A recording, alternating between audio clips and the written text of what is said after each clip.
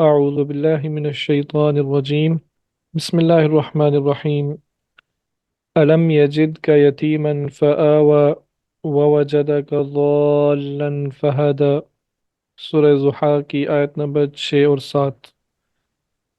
اے محمد صلی اللہ علیہ وسلم، کیا ایسا نہیں کہ اس نے تم کو یتیم پایا تو ٹھکانہ عطا فرمایا، اور راہ حق سے بے خبر پایا تو سیدھا راستہ دکھایا؟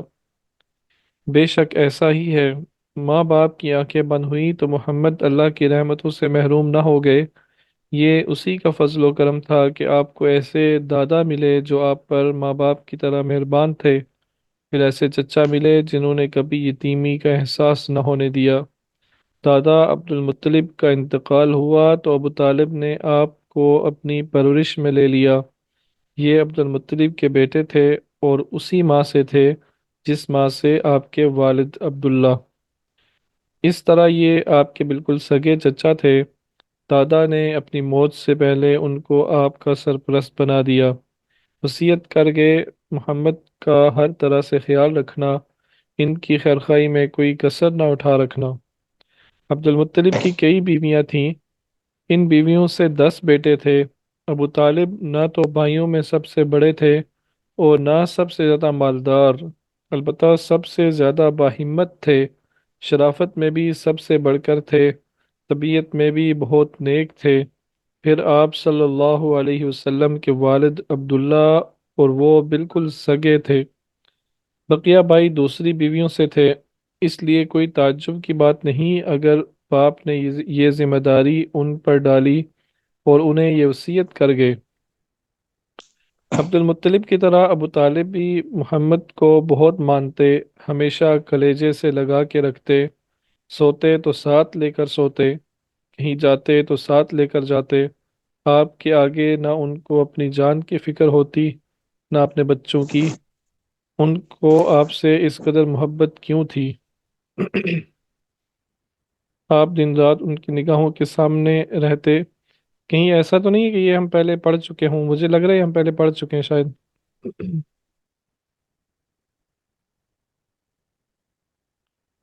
جی، زہرا ضمیر آپ کو پتہ ہوگا، آپ ریگولر ہیں شروع سے، یس، ہم نے السلام پہلے علیکم، پڑھا یس سر نہیں ہے؟ ہم پڑھ چکے ہیں، یس سر یہاں سے پڑھا تھا ہم نے۔ آپ کی آواز نہیں آ رہی مجھے کسی کی بھی شاید۔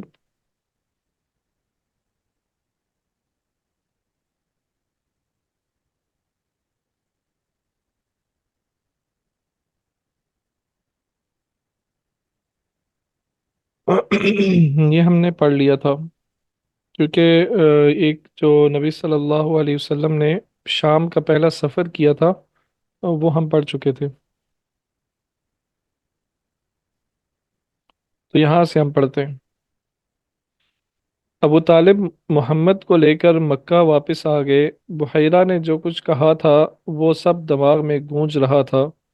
محمد کے بارے میں جو پیشن گوئی کی تھی وہ ذہن میں گردش کر رہی تھی۔ محمد کے لیے اپنے ملک سے باہر نکلنے کا یہ پہلا اتفاق تھا۔ واپس ہوئے تو اس طویل سفر کے دوران آپ نے جو کچھ دیکھا تھا ذہن میں تازہ کرتے رہے، لوگوں سے جو کچھ سنا تھا اس پر غور کرتے رہے۔ آپ نے بڑے بڑے ریگستان اور اونچے اونچے پہاڑ دیکھے، ہرے بھرے چمنستان اور پھلوں سے لدے ہوئے باغ دیکھے، طرح طرح کے نشیب و فراز طے کیے تھے، مختلف شہروں اور بستیوں سے گزرے تھے۔ ان سے متعلق لوگوں میں جو گفتگویں ہوئی تھیں، ماضی اور حال کے بارے میں جو باتیں ہوئی تھیں، سب آپ نے توجہ سے سنی تھیں۔ آپ کو ایسے لوگ بھی دکھائی دیے جو انہی چیزوں کو پوجتے تھے جن کو آپ کی قوم پوجتی تھی۔ ایسے لوگ بھی نظر آئے جو آسمانی کتابوں کے احکام پر عمل پیرا تھے۔ یہ بھی سننے میں آیا کہ کچھ لوگ آتش پرستی میں مگن ہیں۔ ایسے لوگ بھی ہیں جو پتھر کی مورتیوں کے حضور عبادت کے رسوم ادا کرتے ہیں اور بندگی کے سارے آداب بجا لاتے ہیں۔ کچھ لوگ ایسے ہیں جنہوں نے اپنی نکیل یہودی علماء کے ہاتھوں میں دے رکھی ہے، جو کتاب الہی کی منمانی تعویلیں کرتے ہیں اور اپنے جی سے شریعت بناتے ہیں۔ کچھ لوگ ایسے ہیں جو عیسائی پادریوں کے اشاروں پر چلتے ہیں، جنہوں نے غیب دانی کا ڈھونگ رچا رکھا ہے۔ اس اندھیارے میں، ہاں اس گٹا ٹوپ اندھیارے میں محمد ایک ایک چیز کا جائزہ لیتے، غور و فکر کرتے، افکار و خیالات کا سلسلہ بند جاتا، اور دیر تک اسی عالم میں غرق رہتے، رہ رہ کر سوچتے کس کی راہ ٹھیک ہے اور کس کی غلط، کون حق پر ہے اور کون باطل پر، حق کہاں ہے اور وہ کیا ہے۔ کم سن مگر دیدہ ور اور روشن ضمیر محمد کو فکر تھی کسی طرح حق مل جائے، اس کی حقیقت کھل جائے، تاریکی کا پردہ چاک ہو جائے اور روشنی نظر آ جائے۔ بچپن کا زمانہ کھیل تماشے کا زمانہ ہوتا ہے، لیکن محمد کھیل تماشے سے کوسوں دور رہتے، بیکار باتوں اور فضول کاموں میں کوئی دلچسپی نہ لیتے، ہمیشہ حق کی دھن میں رہتے، اور اس فکر میں رہتے کہ کوئی ایسی بات معلوم ہو جائے جس میں کوئی رہنمائی ہو، کوئی ایسا نشان نظر آ جائے جس سے کسی حقیقت کا سراغ لگتا ہو۔ گھر گھرانے والوں کے ساتھ عکاظ، مجنہ اور ذی المجاز بھی جاتے۔ یہ عرب کے مشہور بازار تھے جو مکہ کے آس پاس ہی لگتے، پھر لگتے بھی حرمت کے مہینوں میں، جن میں جنگ و خون ریزی حرام ہوتی ہوئی جنگیں رک جاتی، انتقام کے بھڑکتے ہوئے شعلے بجھ جاتے، اور حرمت کے مہینے چار تھے: ذی قعدہ، ذی الحجہ، محرم اور رجب۔ ان بازاروں میں ہر قسم کی چیزیں بکتیں، بیرون ملک سے بھی سامان آتا اور فروخت ہوتا۔ اس کے علاوہ اس میں شعر و شاعری کی محفلیں جمتیں، مقررین اپنی اپنی خطابت کے جوہر دکھاتے، ہر شخص اپنے افکار و خیالات کا برملا اظہار کرتا، ہر مذہب کا آدمی اپنے عقائد کی اشاعت کرتا، ہر شخص اپنی پوری آزادی سے اپنے نظریہ و مسلک پر عمل کرتا، نہ وہاں کسی طرح کا خطرہ ہوتا، نہ کسی سے اندیشہ، ہر ایک مطمئن اور بے غم ہوتا کہ یہ حرمت کے مہینے ہیں۔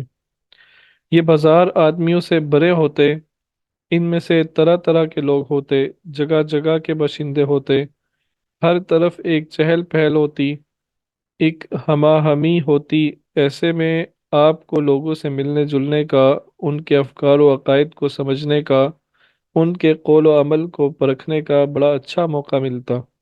یہ فیصلہ کرنے میں بھی آسانی ہوتی کہ کون راہ راست پر ہے اور کون اس سے پرے۔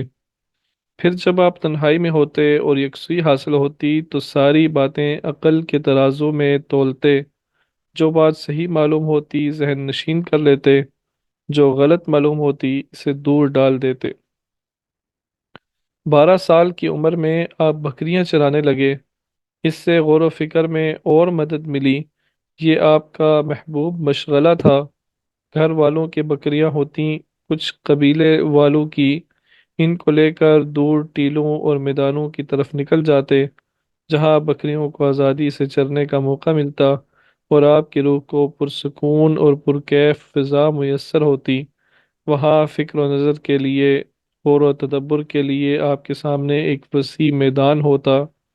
اللہ کی یہ وسیع و عریض کائنات ایک کتاب کی مانند آپ کے سامنے کھلی ہوتی، آپ اس کی سیر کرتے، اس کے اشاروں کو سمجھنے کی کوشش کرتے۔ اس انداز سے آپ نے بچپن کے ایام اور جوانی کے سال گزارے، نہ کہ دوسرے بچوں اور نوجوانوں کی طرح کھیل کود میں، ہنسی مذاق میں، فضول باتوں اور بے مقصد کاموں میں۔ اس نوعمری میں ہی آپ کے اندر بڑوں کی سی متانت اور سنجیدگی تھی، شریفوں کی سی پاکیزگی اور پاک بازی تھی، اور جہاں دیدہ بزرگوں کی سی سوجھ بوجھ اور دور اندیشی تھی۔ بچپن کا واقعہ ہے، کعبہ کی دیواریں اٹھ رہی تھیں، بچوں نے تیبند اتار کر کندھوں پر رکھ لیا اور پتھر ڈھونے لگے، لیکن آپ نے تیبند اور مضبوطی سے باندھ لیا۔ چچا عباس نے کہا، بچوں کو دیکھو، اپنے اپنے تیبند کندھوں پر رکھ لیے ہیں، اب کیسے مزے سے ڈو رہے ہیں، تم بھی ایسا ہی کر لو، کندھے نہیں دکھیں گے۔ چچا کے کہنے سے ایسا کرنا چاہا تو ہماری غیرت کے بے ہوش ہو کر گر پڑے۔ مکہ میں عام رواج تھا، رات کو لوگ اپنے اپنے کاموں سے فارغ ہو کر جمع ہوتے، ترب و نشاط کی محفلیں آراستہ ہوتیں، دلچسپ تفریحی پروگرام رہتے، داستان گوئی اور داستان سرائی اس پروگرام کا اہم جز ہوتا۔ کوئی شخص جس کو اس فن میں کمال ہوتا داستان سنانا شروع کرتا اور لوگ رات رات بھر بیٹھے سنتے رہتے۔ یہ گویا اس زمانے کا کلچرل پروگرام تھا۔ ایک ساتھی نے آپ کو بھی للکارا، محمد ایک رات تم بھی اس محفل سے لطف اٹھاؤ۔ نوجوانی کا زمانہ تھا، ساتھی نے زیادہ کہا تو تیار ہو گئے۔ وہ آپ کے ساتھ بکریاں چرایا کرتا تھا۔ فرمایا اچھا آج رات میری بکریاں تم دیکھتے رہنا۔ پھر اس تفریحی پروگرام میں شرکت کی غرض سے آبادی کی طرف چل پڑے۔ راستے میں کسی گھر سے گیت کی آواز آ رہی تھی، ٹھہر کر سننے لگے، کچھ دیر میں نیند کا غلبہ ہوا اور سو گئے۔ رات آنکھ کھلی تو دن چڑھ چکا تھا، سورج کی گرمی میں تیزی آ چکی تھی۔ آپ ساتھی کے پاس لوٹ آئے۔ کہو محمد رات کیسی گزری؟ ساتھی نے دیکھتے ہی پوچھا۔ فرمایا کیا بتاؤں، جا رہا تھا، راستے میں ایک جگہ گیت گانے کی آواز آئی۔ گیت بڑا سہانا تھا، بڑی سریلی آواز بڑی سریلی تھی۔ سوچا تھوڑی دیر اسے بھی سن لوں، پھر جاؤں۔ بیٹھا تو نیند آ گئی، آنکھ کھلی تو صبح ہو چکی تھی۔ دوسری رات ساتھی نے پھر للکارا، دیکھو آج یہ موقع ہاتھ سے نہ جانے پائے۔ آپ پھر روانہ ہوئے، ابھی راستے میں ہی تھے کہ کانوں میں گیت کی آواز پڑی۔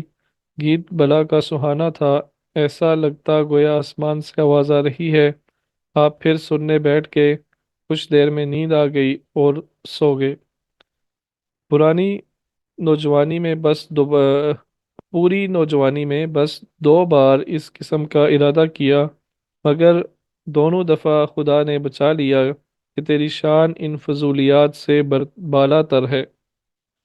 پھر کبھی خواب میں بھی اس طرح کا خیال نہ آیا، نہ کبھی کوئی ایسی بات سرزد ہوئی جس سے آپ کی امانت و دیانت پر حرف آتا ہو یا عفت و پاک بازی پر کوئی آنچ آتی ہو۔ آپ شرم و حیا کے پیکر تھے، عفت و پاک بازی کا اعلیٰ ترین نمونہ تھے، سچائی کے لیے پوری قوم میں مشہور تھے، اور دیانتداری و ایمانداری کے میں اپنی مثال آپ تھے۔ اہل مکہ نے آپ کو امین کا خطاب دیا تو کوئی حیرت کی بات نہیں، ذرا بھی نہیں۔ آپ کو یہ خطاب زیب دیتا تھا اور آپ کو ہی زیب دیتا تھا۔ آپ نے نوجوانی میں تیر اندازی سیکھی، جوان ہوئے تو فن سپہ گری میں مہارت حاصل کی، اور جنگ فجار ہوئی تو چچاؤں کے ساتھ آپ بھی اس میں شریک رہے۔ یہ جنگ قریش اور حوازن کے درمیان ہوئی تھی، اور تاریخی جنگ تھی، بڑی ہی خوفناک اور تباہ کن۔ شریک ہونے کو تو آپ بھی اس میں شریک ہوئے، پر کسی پر تیر نہیں چلایا، بس سچاؤں کو تیر اٹھا اٹھا کر دیتے اور دشمن کی طرف سے جو تیر آتے انہیں روکتے۔ اس جنگ میں گھرانے کے گھرانے تباہ ہو گئے، اس سے کچھ لوگوں کو بہت دکھ ہوا۔ انہوں نے صلح کی آواز بلند کی، بالآخر دونوں فریقوں میں معاہدہ ہو گیا۔ یہی معاہدہ حلف الفضول کے نام سے مشہور ہوا۔ اس معاہدے میں آپ بھی شریک تھے۔ عمر مبارک اس وقت 20 سال تھی۔ جنگ سے فرصت ملی تو اہل مکہ پھر اپنی پرانی حالت پر آ گئے۔ اب پھر وہی لہو و لعب تھا، وہی سرمستیاں تھیں، ہر طرف رنگ رلیاں منائی جانے لگیں۔ آوارگی اور بے حیائی کا بازار گرم ہو گیا، جوے اور شراب کی محفلیں آباد ہو گئیں، اور لوگ داد عیش دینے لگے۔ اور آپ بھیڑ بکریاں لے کر پہلے کی طرح میدانوں میں نکل جاتے، وہاں کھلی فضا ہوتی، روح پرور سما ہوتا، آنکھیں بکریوں کی دیکھ بھال کرتی اور روح کائنات کی وسعتوں میں پرواز کرتی۔ یہ تھی آپ کی زندگی، یہی آپ کے شب و روز تھے، یہی آپ کے مشاغل اور دلچسپیاں تھیں۔ اسی میں آپ کے لیے سکون و راحت کا سامان تھا، تنہا رہنا اور نظام کائنات کا مطالعہ کرنا، ہنگاموں سے دور رہنا اور عالم کے حسن انتظام پر غور کرنا۔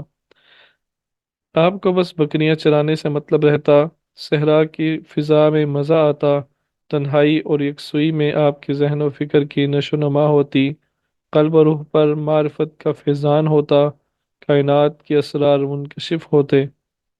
اور ابو طالب وہ روزی روزگار کی فکر رکھتے، معاشی دوڑ دھوپ میں لگے رہتے کہ ان کا اور بھتیجے کا پیٹ پل سکے اور آسانی سے اولاد کا گزارا ہو سکے، جو اللہ کے فضل سے کچھ کم تعداد میں نہ تھی۔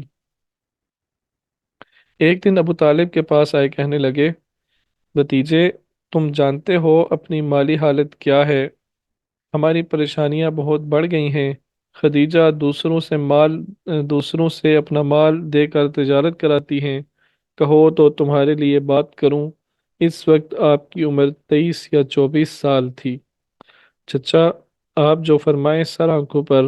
آپ نے اسی سعادت مندی کا مظاہرہ کیا جس کی انہیں امید تھی۔ خدیجہ بہت اونچے گھرانے کی خاتون تھیں۔ ان کا سلسلہ نسب 5ویں پشت میں قصی تک پہنچ کر آپ سے جا ملتا ہے۔ یہ بنی مخزوم کی 2 رئیسوں سے یکے بعد دیگرے بیاہی تھیں۔ وہ دونوں بہت کافی دولت چھوڑ کر دنیا سے رخصت ہو گئے۔ پھر قریش کے بہت سے رئیسوں نے شادی کا پیغام بھیجا، لیکن ہر ایک کو ٹھکرا دیا، کسی کو قبول نہ کیا۔ وہ تنہا رہتی، اپنا سرمایہ کاروبار میں لگاتی، کاروبار میں کافی برکت ہوتی اور نہایت خوشحالی کی زندگی بسر کرتی۔ ابو طالب پہنچے تو تجارت کے لیے وہ کسی مناسب آدمی کی تلاش میں تھی۔ ابو طالب، خدیجہ محمد سے تجارت کرانا پسند کرو گی؟ خدیجہ، آپ کسی غیر کے لیے کہتے، جب بھی مجھے انکار نہ ہوتا۔ محمد تو اپنے آدمی ہے، وہ بھی امین۔ ابو طالب خوش خوش آپ کے پاس آئے، بولے، محمد، لو، اللہ نے روزگار کا انتظام کر دیا۔ شام جانے کے لیے قافلہ تیار ہو گیا، اس میں آپ بھی تھے۔ آپ کے ساتھ خدیجہ کا غلام میسرہ بھی تھا۔ آپ کے سبھی چچا آپ کو رخصت کرنے آئے۔ ابو طالب آگے آگے تھے۔ ان لوگوں نے رخصت ہوتے وقت بڑے پیار سے کہا، خدا یہ سفر مبارک کرے، تجارت میں بہت برکت دے اور خیریت سے واپس لائے۔ میسرہ کو بھی وصیت کی، دیکھو میسرہ، محمد کا خیال رکھنا، کسی طرح کی کوئی تکلیف نہ ہونے دینا۔ قافلہ روانہ ہو گیا۔ راستے میں وہ ساری چیزیں پھر سامنے آتی نہیں جو آپ پہلے سفر میں دیکھ چکے تھے۔ چلتے چلتے قافلہ شام پہنچ گیا، پھر اسی شہر بصرہ میں ٹھہرا۔ قافلے میں جتنے لوگ تھے سب کی ہمدردیاں اور خیرخواہیاں آپ کو حاصل تھیں۔ آپ بھی ان کے لیے ایک بہترین رفیق سفر اور سراپا خیر و برکت تھے۔ رہا خدیجہ کا غلام میسرہ، تو نہ پوچھئے اس کا کیا حال تھا۔ اسے ایسے لگتا جیسے وہ آپ ہی کا غلام ہو، بے حد محبت کرتا، ہر وقت خیال رکھتا، آپ کی کسی بات کو نہ ٹالتا۔ جو کچھ سامان ساتھ تھا اس کی آپ نے بڑی کامیابی سے تجارت کی۔ ایک ہوشیار، تجربہ کار اور خوش تدبیر انسان کی طرح۔ پھر کسی کے ہاتھ کچھ بیچا تو بڑی خوش اخلاقی سے، کسی سے کوئی معاملہ کیا تو بڑی ایمانداری سے، کسی سے کچھ تبادلہ کیا تو بڑی دیانتداری سے۔ واپس ہوئے تو خدیجہ نے جو جو فرمائشیں کی تھیں اور جو جو سامان منگائے تھے وہ سب لے آئے۔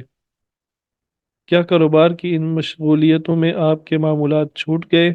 نہیں، آپ اسی طرح تنہائیوں میں بیٹھ کر غور و فکر کرتے۔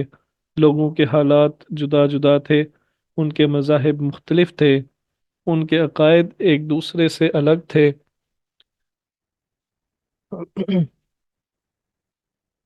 آپ ہر ایک کو عقل کے ترازو میں تولتے، ان میں کون صحیح ہے، کس حد تک صحیح ہے۔ گھنٹوں بیٹھے اسی پر غور و فکر میں ڈوبے رہتے۔ جہاں قافلے کا پڑاؤ تھا اس کے قریب ہی ایک بہت بھاری درخت تھا۔ ایک روز عادت کے مطابق آپ اسی کے نیچے بیٹھے ہوئے تھے۔ میسرہ ادھر ادھر کچھ کام میں مصروف تھا۔ پاس ہی ایک گرجا گھر تھا، اس میں سے ایک راہب نکلا اور میسرہ کے پاس آیا۔ یہ تھا نستور راہب۔ میسرہ جہاں تجارت کے لیے ہر سال آتا تھا، اسی لیے نستور اس سے واقف تھا. بولا: میسرا تمہارے ساتھ یہ کون ہے؟ میسرا: قریش کا ایک جوان جس کا خاندان خانہ کعبہ کا کلید بردار ہے. راہب: تم نے ان میں کیا کیا باتیں دیکھیں؟ میسرا: سچائی اور ایمانداری، پاکیزگی اور ستھرائی، نرم مزاجی اور خوش اخلاقی، افکار و خیالات کے سمندر میں اسی طرح غرق رہنا، نگاہ تصور سے کائنات کا مطالعہ کرنا. دستور نے بڑی بےتابی سے پوچھا: اچھا، ان کی آنکھیں کیسی ہیں؟ میسرا پر کچھ گھبراہٹ سی طاری ہوئی. بولا: آنکھیں سیاہ اور چوڑی ہیں، سفید حصے میں ہلکے سرخ ڈورے ہیں، پلکیں سیاہ اور باریک ہیں، کچھ بڑی بڑی بھی ہیں، اور آنکھوں کا حسن دوبالا کرتی ہیں. دستور: جو اب آپ کے پاس آنے کے لیے پر تول رہا تھا. میسرا: یہ جوان جو اس درخت کے نیچے ٹہرا ہے اور اس میں یہ خوبیاں ہیں، وہ آخری نبی ہی ہو سکتا ہے. پھر وہ آپ کے پاس آیا، اس کی قوم میں جو مذاہب رائج تھے ان کے بارے میں سوالات کرنے لگا. وہ چاہتا تھا کہ اس سلسلے میں آپ کے خیالات معلوم ہوں اور اندازہ ہو آپ کے دل میں ان مذاہب کا کیا مقام اور کتنا احترام ہے. آپ نے ان سب کی تردید کی اور ان سے بیزاری کا اظہار کیا. خود اس کا مذہب عیسائی تھا. اس نے اس کے بارے میں سوال کیا. اس میں بھی جو اچھائیاں یا خرابیاں تھیں سب آپ نے واضح کر دیں. جی، یہاں تک آپ میں کا کوئی کوشچن تو نہیں ہے؟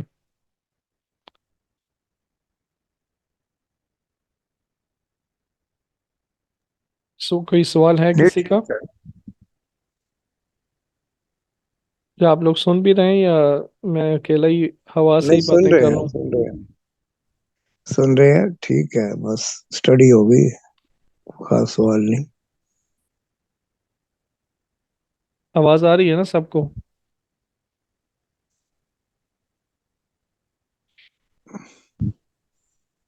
جی فیصل، آپ کو آواز آ رہی ہے؟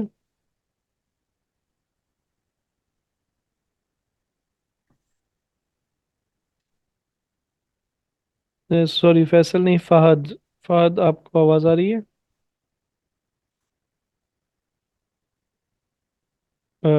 زہرا، زمیل، آپ کو آواز آ رہی ہے؟